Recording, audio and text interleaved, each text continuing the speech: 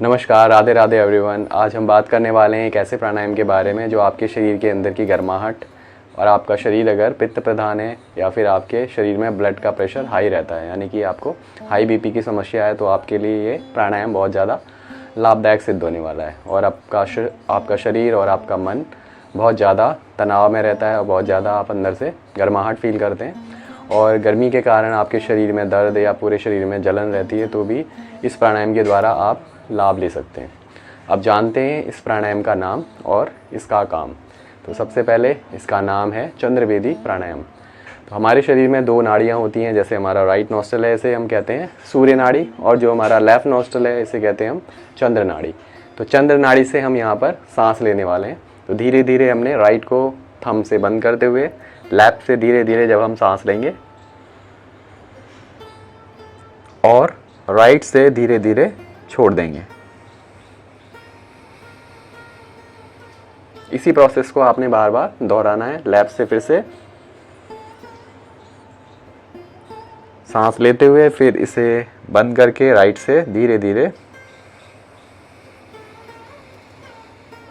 छोड़ देना है। इस तरीके से इसे 5 मिनट तक आप कर सकते हैं। स्टार्टिंग में 2-3 मिनट के लिए करेंगे, फिर धीरे धीरे इसका समय बढ़ाकर 5 से 10 मिनट तक आप कर सकते हैं। तो इससे आपको बहुत सारे लाभ मिलने वाले हैं। चंद्रवेदी प्राणायाम हमने जाना, इस तरीके से आप कर सकते हैं। इसको सांस को अंदर रोक करके भी हम कर सकते हैं, जिसे हम कुंभक कहते हैं। लेकिन अभी स्टार्टिंग में आपको इस तरीके से रोकने का अभ्यास नहीं करना है। जब थोड़े से आप एडवांस हो जाएंगे, कुछ टाइम प्रैक्टिस करने के बाद आप इसको होल्ड करके कर सकते हैं। अब हम जानते हैं कि कुछ सावधानियाँ भी होती हैं जिनका हमें ध्यान रखना ज़रूरी है। अगर आपके शरीर में ठंड की ज़्यादा प्रधानता है, यानी आपको साइनस, सर्दी, जुकाम और सर्दी का प्रकोप आपके शरीर में रहता है, तो फिर आपको इस प्राणायाम को नहीं करना है। सर्दियों के टाइम में इस प्राणायाम को आपने कभी नहीं करना है, या बहुत ही कम मात्रा में, बहुत कम समय के लिए आपने इस प्राणायाम को सर्दियों में करना है।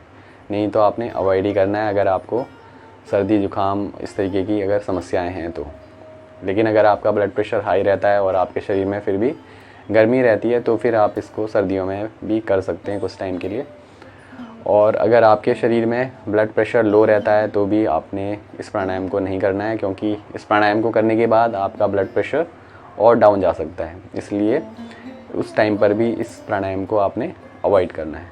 तो इस तरीके से हमने जाना इसकी क्या सावधानियाँ हैं। तो तीनों चीज़ें हमने यहाँ पर कवर कर ली हैं, जैसे कि क्या इसके लाभ हैं और कैसे हमने चंद्रवेदी प्राणायाम को करना है और क्यों इसे हम चंद्रवेदी प्राणायाम कहते हैं, ये भी हमने जाना, और इसके क्या क्या सावधानियाँ हैं। तो इस तरीके से आप चंद्रवेदी प्राणायाम को अपने रूटीन में अपना सकते हैं। जैसे कि अभी गर्मियों का समय है, तो आप इसे काफ़ी देर तक, यानी 5, 10, 15 मिनट तक आप इसको आराम से कर सकते हैं, सावधानियों का ध्यान रखते हुए।